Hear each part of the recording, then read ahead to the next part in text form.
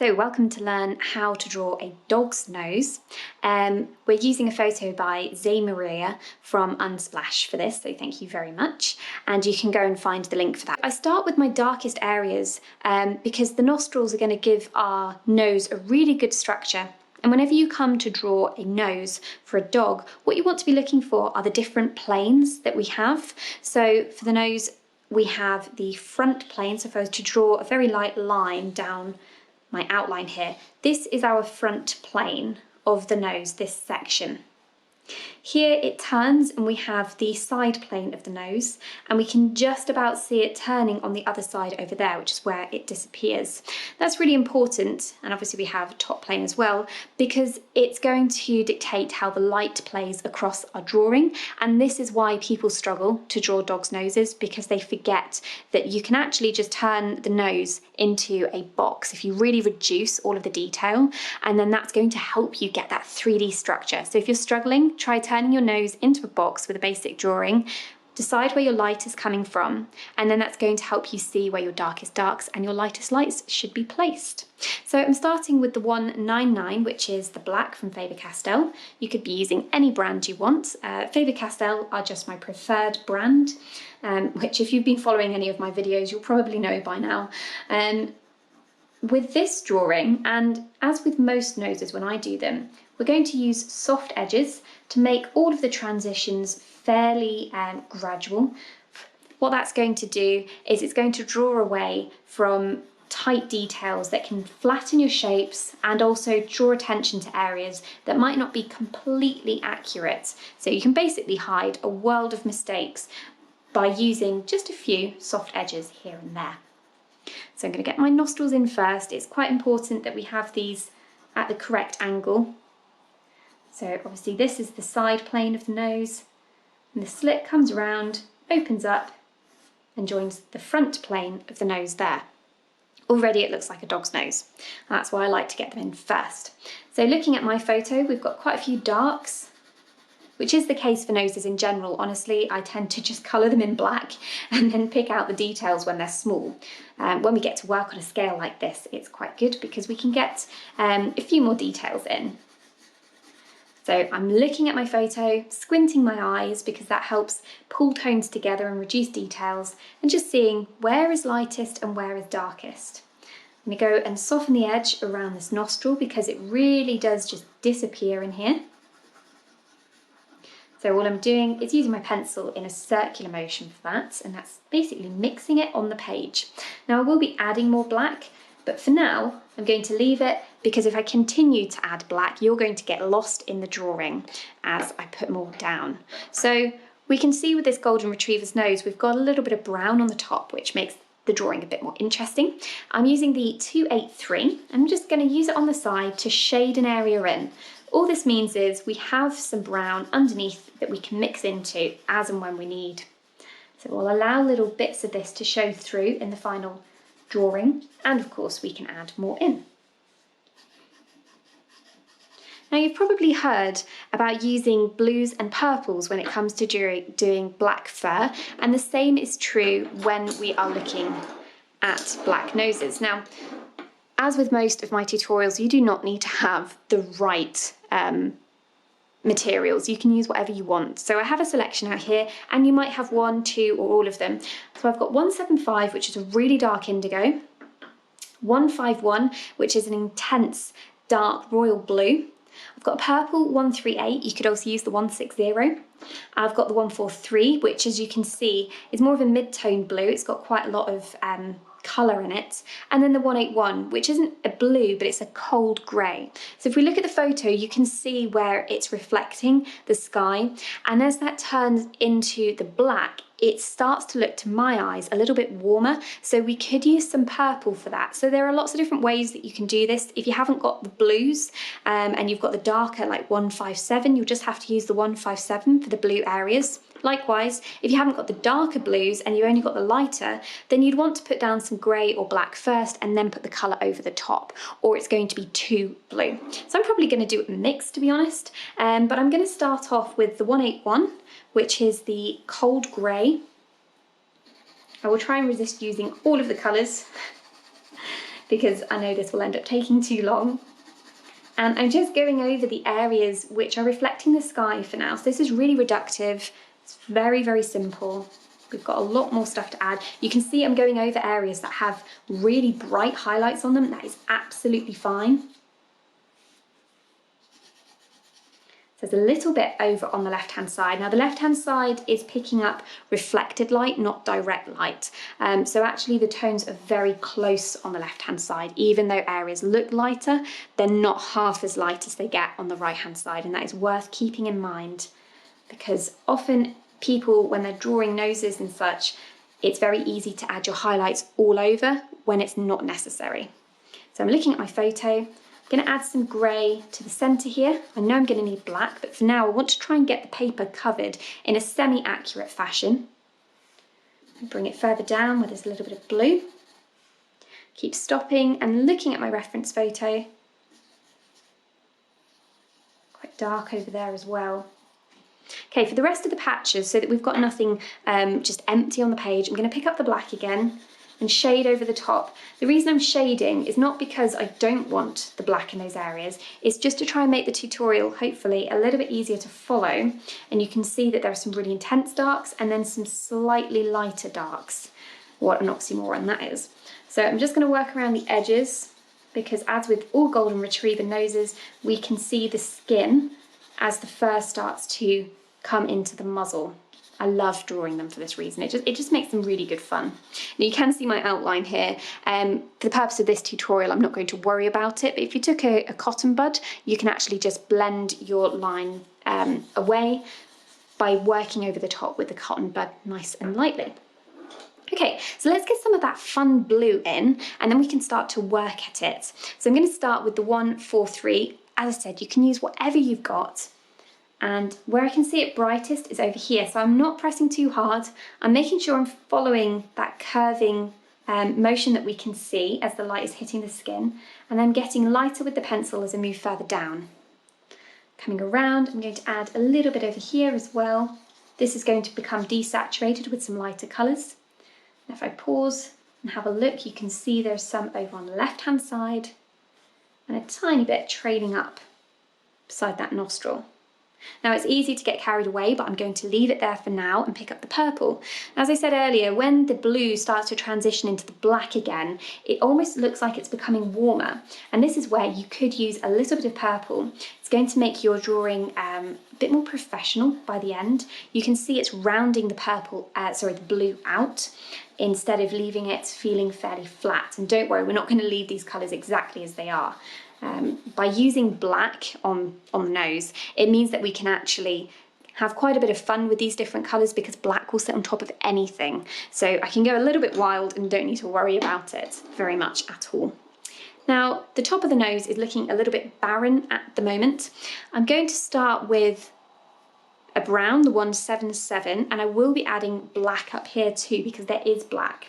But for now, this brown is really quite dark, so I'm going to start to do exactly what I did with the grey in other areas and just round out some of these shadows and start to glaze over the top of the 283, which is the burgundy colour that we put down at the beginning. Glazing is just when you put a soft layer over the top. I'm not trying to completely get rid of that colour, I'm just blending another colour into it gently so that we get a new colour on the paper.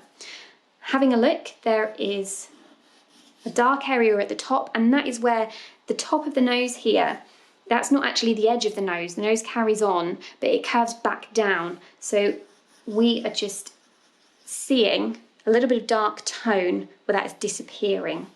And then we can make it a little bit softer over here, because again, you look at the photo, that's where the nose is flattening out and we can see the edge of the nose as it transitions back into fur. So it looks really weird at the moment, but happy with the structure. So this is when I start to work back through. I've got all of the paper covered for the nose, and now I need to start to pull it together. So I'm going to start again with the black, and I'm going to begin on the left-hand side. Now you can imagine that if you're working on a smaller scale, you won't be able to use quite so many colours in one space. It's going to be really tricky, and you're going to have to be fairly controlled about how quickly you lose your outline, because very easily you can lose the details and the planes of the nose, and that's when it's going to become flat. So if you're new to drawing dogs' noses, it could be worthwhile doing that really simple little box drawing of your nose and keeping it next to your main portrait, and that's just going to help you remember where the lightest lights are and the darkest darks are. I'm starting on the left hand side because it's the darkest plane. So what I'm doing is I'm working with my pencil in varying pressures. So here I'm glazing over the top, blow some of that dust off, gently getting rid of details. This line needs to be transitioned out, so I'm working very lightly with the black, believe it or not here, mixing it on the page. That's become nice and dark.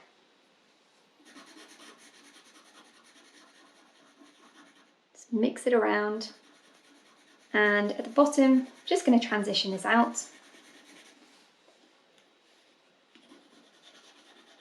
I would always get a bit lighter here because although we can see the dark skin, we've got to put light fur on top. So I just take it gently down using the flat of the pencil. And in this way, you can see we haven't got a definite start and stop to where the nose is, because there isn't a definite start and stop. Nose is just the skin without hair on it. So as it comes down, the hair starts and the nose stops. So again, there's quite a lot of dark right on the centre of the nose. This is the front plane, remember, and here it's starting to turn, and that's where it's going to be catching the light. So using the pencil very lightly. And then we're going to work around the right nostril as well, which is really dark and has a very, very soft edge. So I'm working in little circles around that. It's the bottom here that's completely lost in shadow.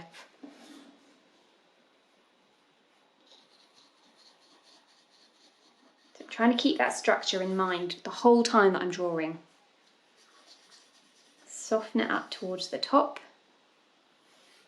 And we want to be glazing over this bottom edge here as well, because that turns inwards a little bit at the bottom.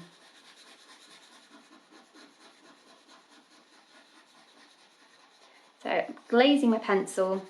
Black is a very pungent pencil, so it's going to go down fairly easily anyway.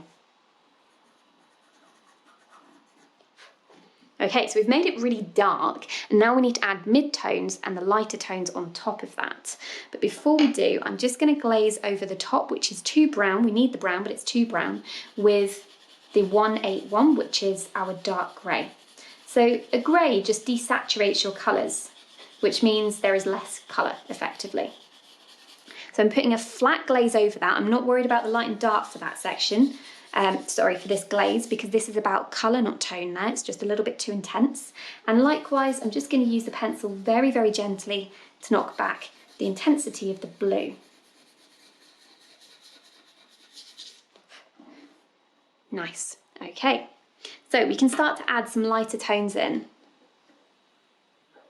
I'm going to begin with a mid-grey on the left-hand side. As I said, although the left-hand side is picking up some reflected light and it looks fairly light, it's not as bright as you think it is. So this is the 273. There's a little highlight here, just next to the nostril, and then it's catching a light on the edge of the nostril as well. Being fairly light with the pencil. Now being very light with the pencil as I go in and just pull out this shiny edge. And look, I'm moving the pencil as you can see the skin wrapping around the form to try and give it a tiny little bit of texture, just a little bit. And there's a very, very soft light here. And I'm going to leave that edge of the nose alone for now. Moving on to the lighter side, we will get brighter than this, of course. I'm going to work up to all my highlights. Just going to keep them nice and soft. Moving around to that side plane here, which we know is catching quite a bit of light. And again, we've got a little bit of texture that we can put in. by leaving gaps between the highlights so that there is a little bit of the dark skin. Start to put a little bit of detail on the top here. So I move my pencil in small circles, but really quickly. I'm not interested in trying to draw lots of tiny dots if I just get a pencil that will show up on the page. If I were to draw dots like this, we're going to end up with a really polka dot weird looking effect. What I'm actually doing is almost scumbling my pencil around, like so. Can you see that by not pressing for each individual bit and scurrying my pencil about, they're becoming much more random and they're kind of joined together. So that is what you need to be thinking about doing for this top section of the nose, where you often get that leathery pattern. Now on the smaller noses, it's going to be less noticeable because you won't be able to see as much detail. Just allow it to scumble a little bit, fall a little heavier in some areas and lighter in others, and you'll start to get a really lovely texture without it looking bobbly. Okay, so that's already looking quite realistic. It's just a bit too flat at the minute because we haven't got enough of the lighter tones down. So getting lighter still, and again, you don't need to have these exact pencils, but I love this pencil for a little bit of a blue highlight. It's the cold grey from Stabillo Carbothello, the 722. If you don't have it, don't worry, just use another light grey. You could use one of the Faber Castell, the 270, the 230. But this one is quite soft and it's a little bit blue, so it's just going to work nicely with the reflected sky. So I'm working quite softly. See how I sweep the pencil on and off the page? Again, if I were just to go and put a mark down like that, it's going to look like a mark on top of the nose as opposed to light falling onto the nose. We want everything to be joined together. So I'm going to come around to the next lightest areas. Always work into the easiest bits first, because apart from anything else, it's very easy to lose perspective and start to make all of your nose, all of your drawing, whatever it is that you're doing, too light. Again, we've got a little bit more intensity up here. I'm just going to tap them a little bit as I go because it's a bit too much. But this is where we're getting the most light, those three areas. Gently trail that away. So I'm going to add a bit more blue. I'm going to use my 151, which is beautifully dark blue.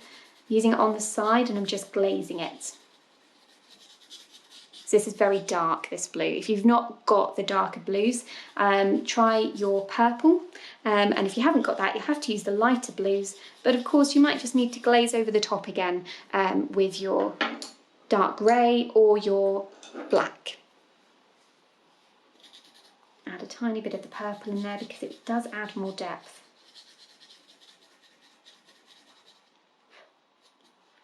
So on top of the nose, I'm picking up the 283 again, and I'm going to use that gently to add a few of these sort of messy, scumbly details to the areas where we can see more of that brown.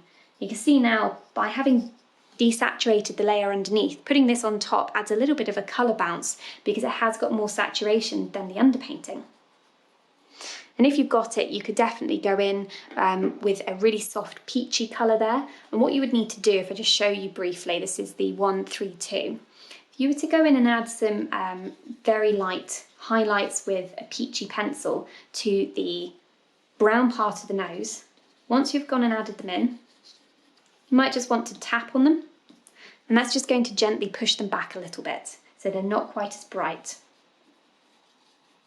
So you can see, I don't take my pencil off the page as I'm doing this, and it prevents me doing polka dots on top of the nose, which is not what we're looking for. So you could just be doing this with grey if you haven't got a pink, that is totally fine. So to finish off the nose itself, I'll revisit the black again. And I can now just make sure that the areas that I want to be black have enough pastel.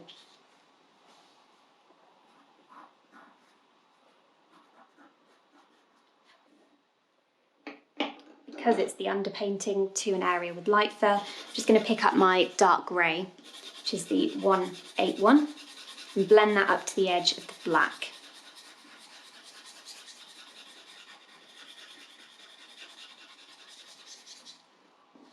So then I would finish off with some little hairs. So I would always turn the drawing as opposed to turning your elbow or your wrist, because you'll end up in some really awkward positions.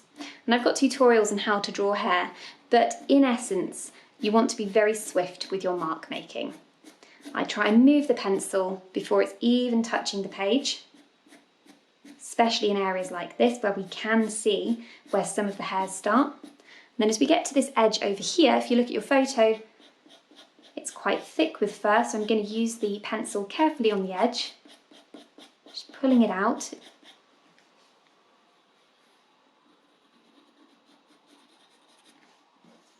And then work back into it with a few details on the edge.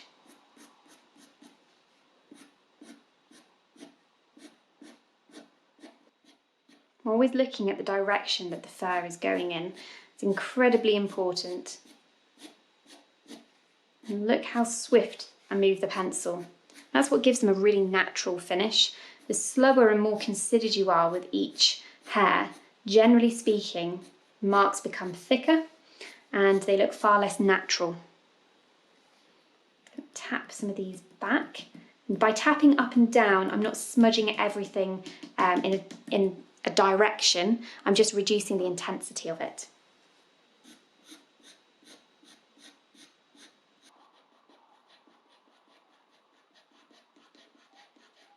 Again, I'm still thinking about the planes here.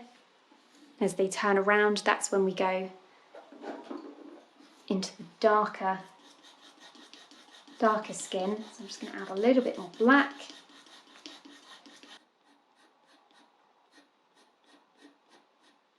So you can see there by just adding a little bit around the nose how much it transforms the way the nose study itself looks. So whenever you're doing a study, be it a nose or an eye, always make sure you put some of the structure around it, because without doing that, you're never going to really know how successful your study was. It's very difficult to tell when there's no context about it. Whenever I finished a drawing, I always go back in and just pick out the brightest brights and the darkest darks again. In this case, the blacks haven't been hanging around long enough to become dulled, but there is a lot of black around the highlights. So I just go back in, I add a little bit more intensity, and I do this at the end of drawings. Often you need to revisit the highlight in an eye, for example. And there you have it. So drawing a dog's nose really is about drawing a very detailed box. Try and make sure that your edges are generally soft and you've made sure that you've got your lightest lights in the right place on the right plane. Checking your edges and checking your planes is going to make a massive difference to how successful your dog's nose is. So go and get this photo, courtesy of Zay Maria on UnSplash, and give it a go yourself and see what happens. Until next time, happy drawing.